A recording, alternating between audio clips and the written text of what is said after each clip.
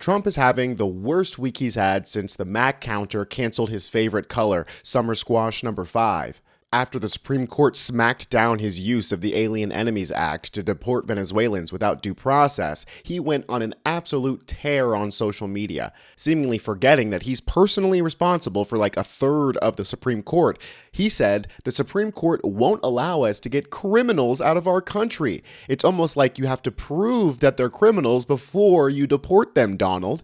But I know Trump struggles with his order of operations. Like usually, you have a romp with an adult film star before you get a pregnant wife. Real quick, if you enjoy this kind of coverage that MAGA and Trump hate to see, well then you can join our little resistance here. It's as easy as subscribing, it's free, and it helps us so much. Thank you.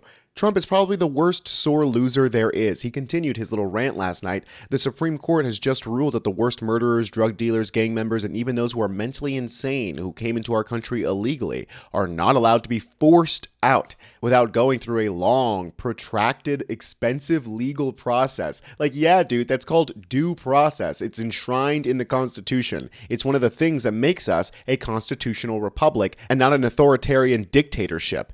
Now, mind you, Trump is the president of, quote, just shoot them in the legs, and the current Republican Party contains Marjorie Taylor Greene, who was just advocating for the release of Derek Chauvin, who killed George Floyd. So the Supreme Court saying that you have to consider the totality of the circumstances, not just the perspective of the officer, means it's going to be a lot harder for these officers to get away with it when they start firing indiscriminately into crowds here in a few months. Now, Trump was mostly distracted from his cacophony of losses because he was giving an exclusive interview with Bret Baier of Fox News that went absolutely off the rails. Kenny just put out a great video on the channel about Trump's N-word joke, but one of the funniest parts to me is when Trump struggled to defend his $400 million gift from Qatar. Current Air They're Force 40 years old. They're more than that. I think they're 42 now. I've been saying 40 for 2 years. They're 42. We shouldn't have a 42-year-old plane. And you know what? There's nothing unsafe about it. In many cases, they're just as safe or more safe. They're heavier. The safety of this plane has nothing to do with it falling out of the sky, although that would be a sight to see, wouldn't it? It's about the blatant national security risk of having a foreign country give us the plane that the president flies in and has his meetings with other foreign dignitaries. To know that that plane is secure, you got to tear the whole thing apart. You got to take out every nut, every bolt, every screw, and make sure there's not a transmitter in one of them or 100 of them. You got to take that whole thing apart, which means it's going to cost billions of dollars. And while Trump was trying to convince the American people that he should be able to keep his super special little gift, the rest of us who get our gifts from Walmart are being told by the CEO of Walmart that we have a harsh reality coming. Well, just like when the CEO of Mattel said that we're not bringing back manufacturing to the United States, Trump went on an absolute tear on his poop social. Between Walmart and China, they should, as is said, eat the tariffs and not charge valued customers anything. I'll be watching, and so will your customers. Interesting, Donald. I thought tariffs were a tax on foreign countries. Why would Walmart, an American company, be forced to eat your tariffs? It's not like tariffs are a Big Mac, Donald. They don't go down easy. And it just continues to be bad news bears for Donald, as Jerome Powell, the chair of the Fed, isn't backing down to his threats, outright stating that the tariffs are likely to be inflationary. If the large increases in tariffs that have been announced are sustained, they're likely to generate a rise in inflation, a slowdown in economic growth, and an increase in unemployment. The effects on inflation could be short-lived, reflecting a one-time shift in the price level. It is also possible that the inflationary effects could instead be more persistent. Avoiding that outcome will depend on the size of the tariff effects, on how long it takes for them to pass through fully into prices, and ultimately on keeping longer-term inflation expectations well anchored. Now, while Trump backed down on his ridiculous 145% tariffs, for example, there are still plenty of tariffs that are active. 10% universal tariffs on penguins, for example, 25% on cars and auto parts, 30% on Chinese imports, 25% on goods from Canada and Mexico, our two biggest trading partners. If anybody thinks that the temporary pauses on the already ridiculous tariffs are going to stop the wave of price hikes that are coming, well, I've got a meme coin to sell you. Now, all of these factors, the tariffs, the planes, the Supreme Court slamming him down like he's back on WWE, All of that culminated in this epic meltdown that he had this morning.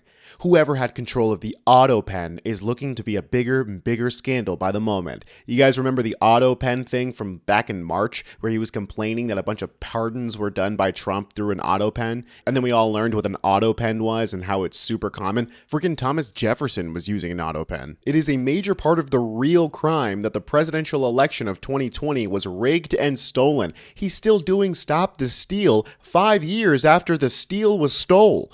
Millions and millions of people knew that, but the radical left Democrats waged a campaign of inoculation and innocence like none of those ever waged before.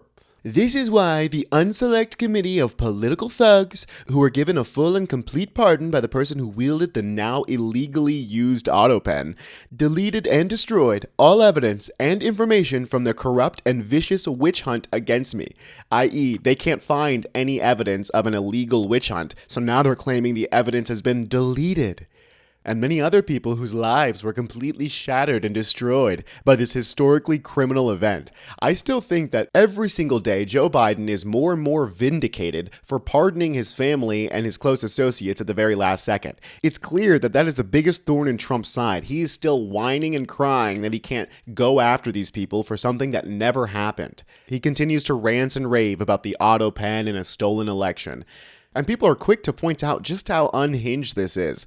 The person who had control of the Autopen ahead of the 2020 election was Donald Trump.